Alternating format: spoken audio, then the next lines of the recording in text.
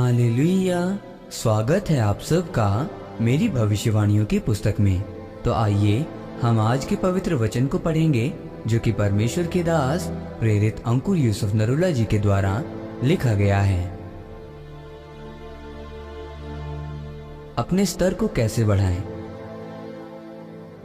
जैसा कि मत्ती की पुस्तक अध्याय 13 उसकी 43 आयत में लिखा है, उस समय धर्मी अपने पिता के राज्य में सूर्य के समान चमकेंगे।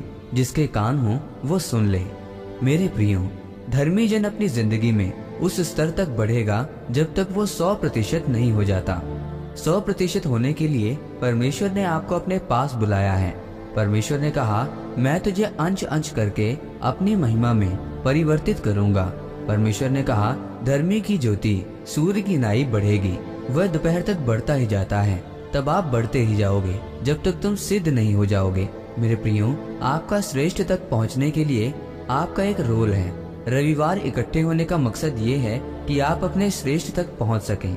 हर व्यक्ति चंगाई लेने नहीं आया, हर व्यक्ति भविष्यवाणी लेने नहीं आया, हर व्यक्ति वचन लेने भी नहीं आया। हर एक की जरूरत अलग अलग है। ये सच है कि परमेश्वर आपको सबसे श्रेष्ठ देना चाहता है। लोग बोलते हैं कि समय अपने आप सब कुछ ठीक कर देगा। ये सदी का सबसे बड़ा झूठ है। समय कभी भी अपने आप सब कुछ ठीक नहीं करेगा, आपको ठीक करना पड़ेगा। जब आप वचन के बीच में जाते हैं तो आप अपने आप को खोजते हैं और आप दिन प्रतिदिन उसकी उपस्थिति में बढ़ते चले जाते हैं। बाइबल कहती है कि जब सब चेले कमरे में इकट्ठे होकर रो रहे थे, तब प्रभु यीशु मसीह उनके बीच में प्रकट हो गए और बोले कि तुम्हें शांति मिले। उस समय थोमा वहाँ नहीं था। चेलों ने थोमा से कहा, प्रभु आए थे।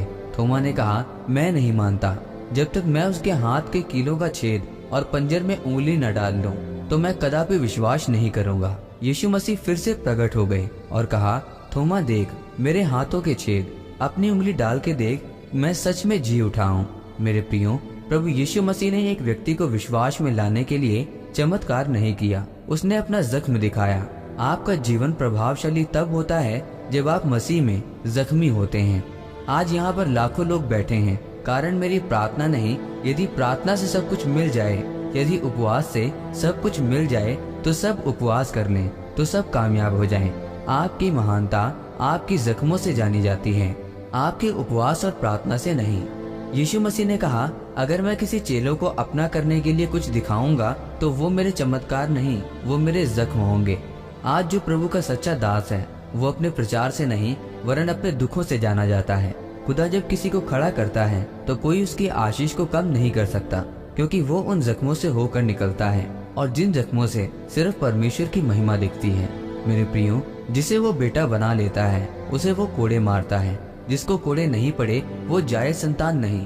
अगर आप जायज संतान हैं, आपको कोड़े मारे जाएंगे, आप जांचे जाएंगे। जब आप जांच लिए जाएंगे, जैसे एक पुत्र के पास जैसी आशीष होनी चाहिए वैसे आपके पास भी होगी। आप अपने आप में अलग होंगे, शक्तिशाली होंगे। पवित्र आत्मा ने यीशु मसीह के सब शरीर को चंगा कर दिया, पर हाथ पैर और पंजर के जख्मों को चंगा नहीं किया, ताकि लोग जख्मों को देखकर जान जाएं कि ये जख्म नहीं महिमा है। आमीन। आइए इस प्रार्थना को आप मेरे साथ एक मन होकर करें।